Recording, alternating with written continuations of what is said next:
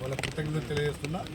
ఈ బ్రిడ్జి కనుక ప్రారంభమైతే దాదాపు 4 మండల ప్రజలు వేలాది మంది దీన్ని ఉపయోగించుకునే అవకాశం ఉంటుంది. ఈ రాకపోక కూడా సులువవుతుంది. ఇప్పుడున్నటువంటి లో లెవెల్ బ్రిడ్జ్ వల్ల చాలా ప్రమాదకరంగా మారింది. శాశ్వత పరిష్కారం దిశగా ఈ బ్రిడ్జిని రేపటి సాయంత్రంలోగా దీన్ని ప్రారంభించబోతుంది.